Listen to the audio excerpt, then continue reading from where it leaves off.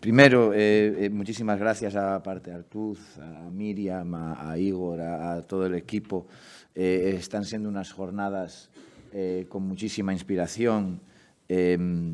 Yo trabajo en Inglaterra, pero estoy a punto de ir a Barcelona a hacer un trabajo de investigación allá y veo que voy a aterrizar bien acompañado, ¿no? Entonces, con mucho ánimo para eso. Y espero que mi intervención esté a la altura de las intervenciones que he visto hasta ahora, que han sido de un nivel súper alto. En esta presentación voy a elaborar sobre dos trabajos que hice con colegas en el Reino Unido. El primero es sobre la radicalización de la participación que desarrollé con Sonia Busu, una gran amiga y gran colega. Y el segundo es sobre el encrustramiento o arraigo, basándose un poco en la economía política polandiana y trayéndola a la administración pública participativa, también desarrollado con Sonia y con Ricky Dean y Graham Smith, en un simposio en Critical Policy Studies, una revista a la que contribuyó Oliver también, otro gran amigo al que admiro muchísimo y correpresentante de la politología gallega en Reino Unido. Voy a dejar... Te voy a dejar solo, pero estoy seguro de que continuarás representando ben a los galaicos lá en Escocia, en Reino Unido. Bueno, después de introducir estos dos trabajos, voy a hablar sobre un par de proyectos que estoy iniciando, son ideas muy iniciales, que creo que pueden servir para conectar estos dos temas de la participación radical y el arraigo o el incrustamiento institucional. Y el producto con el que acabaré será un marco inicial a través del cual podemos empezar a debatir cómo arraigar la participación radical. Voy a empezar con un resumen de mi argumento. Y mi argumento principal es que la teoría del arraigo que desarrollamos es útil para entender cómo la participación se relaciona con su contexto social, político, institucional, pero se enfoca demasiado, desde mi punto de vista, en una coevolución armoniosa entre contexto e intervención, en este caso, innovación democrática. Y sugiero que el próximo paso es desarrollar una visión más crítica y politizada del arraigo para poder teorizar cómo los procesos participativos pueden ser más resilientes a la cooptación, que es algo de lo que hablaré bastante, y conseguir más capacidad de cambiar el contexto en las que se insertan. Vale, entonces, así un resumen. Voy a comenzar introduciendo los aspectos básicos de los trabajos sobre radicalización y arraigo. Y aquí voy a resumir bastante, porque quiero mantener tiempo para poder entrar en la parte, en la agenda futura y la parte más propositiva. Pero para resaltar, voy a argumentar que el énfasis en la armonía puede dejar de lado el problema de la cooptación. Voy a presentar una definición de la cooptación y cómo se relaciona con la democracia participativa, que creo y espero que nos lleva más allá de la asimilación y nos abre paso, nos permite identificar espacios para la política y el cambio. Y cuarto, voy a describir una perspectiva política de los procesos de participación y el arraigo basado en la experiencia del municipalismo y las ciudades del cambio, que a mí me inspiró mucho a pensar en una visión más política de la participación, y también en una literatura que estoy comenzando a explorar sobre los recursos de poder, que también explicaré. Y finalmente voy a ofrecer algunas hipótesis y conclusiones iniciales sobre qué implica entender la innovación democrática desde esta perspectiva. Vale, entonces, en un trabajo con Sonia teorizamos la radicalización de la democracia participativa y en esto partimos de un concepto desarrollado por Mark Warren que creemos que proporciona una de las mejores descripciones de la gobernanza participativa en los años 90 y 2000. en Europa y los Estados Unidos y los países del norte, y disculpas por el eurocentrismo. Entonces, él lo llama el Governance-Driven Democratization o la democratización impulsada por la gobernanza. Y nosotros distinguimos esto, le damos un poco una vuelta y también creamos un trabalenguas, ¿no? Governance-Driven Democratization, Democracy-Driven Governance. Pero lo distinguimos con la radicalización de la gobernanza participativa por parte de partido movimientos que surgen en el ciclo de contención en la postcrisis financiera y producen un modelo que llamamos el Democracy-Driven Governance o la gobernanza impulsada por la democracia. Y en el avión, cuando venía hasta aquí, empecé a leer la tesis de Miriam y una de las cuestiones que abarca, ¿no?, es cómo estos movimientos regeneran o qué tipo de innovaciones democráticas, en qué prácticas de innovación democráticas se practican, ¿no? Y es algo que tiene mucho que ver con... Es una pena que no había leído ese trabajo antes de hacer esto. Pero bueno, ¿cuáles son las principales características y diferencias entre estas dos modalidades, digamos, ¿no? Pues Warren describe la participación como reformas hechas desde la administración pública que son fomentadas, implementadas, a veces institucionalizadas a través de prácticas gubernamentales motivadas por administradores que necesitan forjar alianzas con aquellos afectados por sus políticas para planificar, regular, construir, administrar o gobernar. Por lo tanto, es un proyecto claramente de arriba hacia abajo, dirigido por élites, responde a necesidades burocráticas y es de naturaleza más o menos tecnócrata. Su propósito principal es actualizar las instituciones democráticas para manejar problemas concretos desde dentro del marco neoliberal, ¿no? Si aún existe el neoliberalismo, es otra cosa de que podemos hablar. La gobernanza impulsada por la democracia, o el concepto que nosotros identificamos, se compone de iniciativas participativas desarrolladas de abajo hacia arriba, con el propósito de desafiar el statu quo y abrir espacios para la expansión del ámbito regulatorio de la democracia, ¿no? Especialmente interesante, ¿no?, para entrar también en la esfera de la regulación económica. La principal diferencia es que, digamos, el modelo burocrático es fácilmente incorporado al neoliberalismo, mientras que el modelo que identificamos nosotros es más transformador, busca hacer retroceder al neoliberalismo, o por lo menos domarlo, y abrir espacios para la democratización. Entonces, tenemos esta distinción entre un entendimiento radical y otro, digamos, burocrático de la participación, y ese es el paso 1. Entonces, vamos al paso 2. A esto añadimos nuestro trabajo sobre el arraigo y una parte importante de la contribución que hacemos es diferenciar arraigo e institucionalización.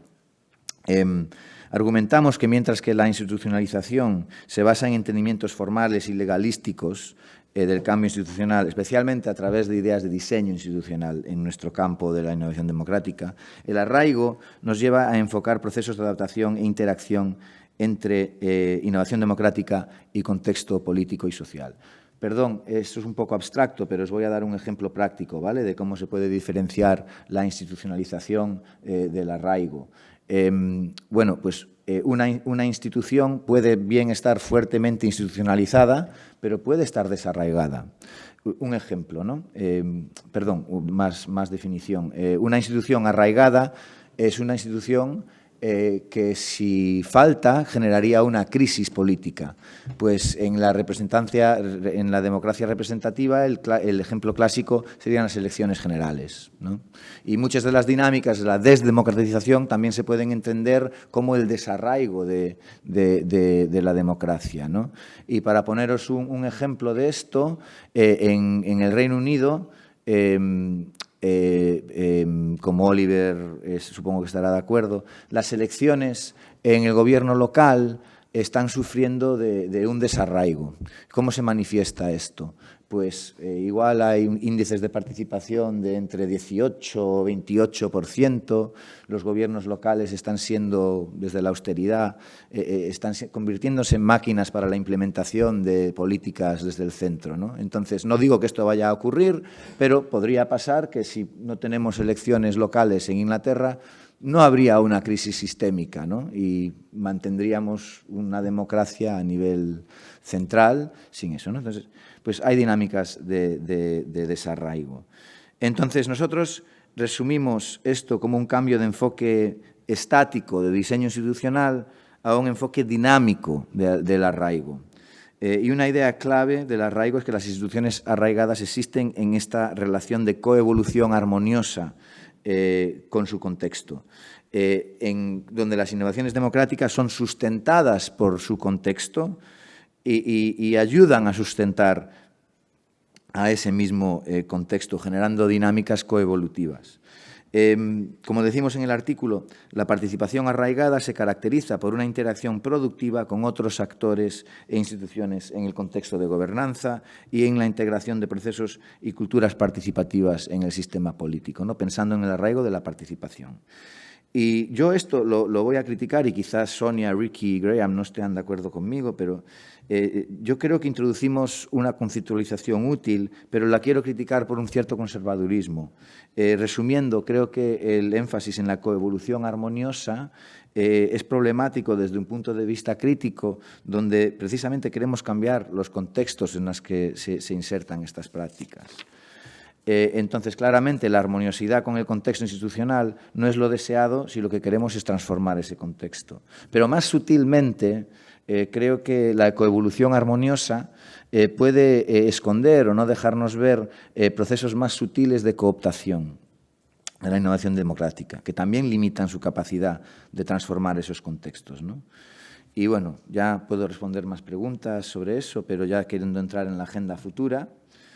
He hablado bastante de la cooptación, pero ¿qué es esto de la cooptación, ¿no? Pues a mí el póster situacionista que pongo en la izquierda siempre me encantó por su capacidad de mostrar, ¿no?, la cooptación. Está en francés, pero creo que todos lo podemos entender. No todos participamos, pero de alguna manera nuestra participación resulta en proveer agua a los molinos del lucro de ellos. Y desde el principio de la expansión del campo de la participación, el problema de la cooptación ha sido visible y hemos sido avisados. Por ejemplo, en un volumen ya clásico, Bill Cook y Uma Kozari nos avisaron de una perspectiva de las experiencias del sur global, que las prácticas participativas estaban convirtiéndose en aliados e incluso en máquinas para la profundización de las relaciones capitalistas en el sur global. Entonces, la cooptación es un peligro del que somos conscientes, somos avisados, pero igual me equivoco, y corregirme si me equivoco, pero he visto muy poca teorización de este peligro. Casi, ¿no? Y la falta de teorización me hace pensar que es casi como que si se pudiera evitar solo con que los practicantes de la participación reconozcan su existencia. Entonces, esto me hace pensar que necesitamos una teoría más sistémica y menos voluntarista de la cooptación. Y para ofrecer una definición de partida que no sé si me convence, pero es la mejor que he podido desarrollar, la cooptación yo la entiendo como un proceso de interacción entre un sistema y una intervención en la que la lógica sistémica acaba condicionando a la intervención hacia la reproducción sistémica. Quizás haya definiciones mejores, las podemos debatir, pero hasta ahora es la que más me gusta. Y en este sentido, el trabajo de Yone Martínez Palacios es muy útil y es una pena que no pueda estar aquí con nosotros porque yo tenía muchas ganas de conocerla y además la gente siempre la está mencionando y aún tengo que leer su libro, pero publicó un artículo sobre la burocratización neoliberal de la participación en España que demuestra muy bien y con muchísimo detalle empírico la cooptación neoliberal. Es un artículo fantástico y yo cuando lo leí di un campanazo en mi cabeza, ¿no? ¡Bum! Como muy bueno. No tengo tiempo para explicar la tesis, también es verdad que la leí hace tiempo, pero es un trabajo muy recomendable. Cuenta una historia detallada de la asimilación, no la cooptación, la asimilación, y demuestra que Cook y Kothari, en mi opinión, tenían razón al advertir que la participación puede ser instrumento de la profundización del capitalismo. Dicho esto, el énfasis en el artículo es sobre la asimilación de la intervención por el sistema. Se enfoca como, digamos, en el lado cooptante. Pero la cooptación no es solo asimilación de intervención por sistema, sino que la intervención también influye al sistema cooptante. Como nos explican Luc Boltanski y Yves Chapello en una obra maestra, la cooptación no solo consiste en cambios en el espíritu o la ideología sistémica, pero también limita el margen de maniobra del sistema cooptante porque tiene que incorporar lógicas nuevas, ya que tiene que efectuar adaptaciones en su forma o su materialidad para que la cooptación se efectúe. Esto es muy abstracto, ¿no? Entonces, un par de ejemplos así prácticos. Pues el ejemplo clásico macrohistórico sería el de la socialdemocracia, ¿no? En donde la estructura de la economía capitalista y de su Estado, pues convirtió a lo que era originalmente una estrategia para la transición hacia el socialismo a una manera más eficiente de manejar la economía capitalista. Pero al mismo tiempo nos dio el estado del bienestar. En el norte, ¿no? Esto también se basaba en relaciones neoimperiales de core-periphery, de dependencia entre centro y core. Pero bueno, esto es Adam Przeworski en un libro fantástico, Capitalismo, Socialdemocracia, que no tiene la perspectiva norte-sur, pero sí esta perspectiva de cooptación y cooptación mutua, ¿no? Os animo a que lo leáis. Pero para poner un ejemplo más cercano a casa, os doy el ejemplo del trabajo de Gianpaolo Baiocchi y de Ernesto Ganuza sobre la historia internacional del presupuesto participativo. Ellos demuestran que los análisis más escépticos, los análisis de pitufo gruñón, como hablábamos ayer, ¿no? A veces yo puedo ser un pitufo un poco gruñón, que reducen la gobernanza participativa a una modalidad de administración pública neoliberal, solo captan un lado de la historia, ¿no? Es decir, la historia escéptica se puede invertir a una positiva sobre la inserción de lógicas participativas en instituciones hipercapitalistas como el Banco Mundial. Por lo tanto, sí, por supuesto, hay una cara de la historia que es la de la transformación de un instrumento que quiso reinventar el socialismo a través de la intervención, o por lo menos así es como me gusta a mí leerlo, a una tecnología de gobernanza neoliberal. Eso existe, es innegable y es una historia de cooptación clásica o de asimilación clásica, pero también hay otra historia que contar sobre la introducción de lógicas participativas en instituciones que se enfocan rigurosamente en el desarrollo capitalista. Y esto nos sensitiza a que la cooptación no es un simple proceso de asimilación por el sistema, ¿no? Sino que también el sistema se limita para poder hacer legítima la cooptación. Y esto nos abre camino para identificar espacios de cambio y de agencia y a través de la política. Vale, entonces, partiendo de esta base, estoy empezando a trabajar con un grupo de gente, incluyendo a Oliver, en un proyecto que propone leer la historia de la democracia participativa utilizando literaturas sociológicas como la teoría de campos de Bourdieu, que nos permite teorizar la cooptación, creo. No puedo entrar en detalles del marco teórico, también es verdad que yo no soy experto en Bourdieu, he leído algo, especialmente desde que me obsesioné con la cooptación, pero sí diré que pensamos que esta perspectiva es útil porque sirve para identificar y teorizar no solo procesos de asimilación, sino también espacios y posibilidades para la expansión de prácticas críticas. En resumen, y un resumen muy general, teorizamos que el campo de la participación se estructura principalmente por un tiro gravitacional, un gravitational pull, una atracción gravitacional, que tiende a conformar las prácticas emergentes, como en su día fueron las del presupuesto participativo, con las dinámicas sistémicas preexistentes. Y principalmente esto ocurre a través de las clases sociales, el hábitus compartido entre las élites y la concentración y uso de diferentes formas de capital en el sentido de Bourdieu, que hace una crítica y extensión a Marx diciendo que las clases sociales o las asimetrías sociales no solo se reproducen a través del capital económico, sino que también hay capital social, cultural, etcétera. E incluso creo que podríamos hablar de capital participativo, pero eso es otra cuestión, ¿no? Entonces, proponemos que estas presiones hacia la conformidad o la normalización se intensifican con la escala política, llegando a su nivel más alto cuando estas prácticas entran en una frase de Oliver, cuando debatíamos un poco los inicios de este paper, cuando entran en motores del isoformismo, instituciones como la Unión Europea, el Banco Mundial o la OECD.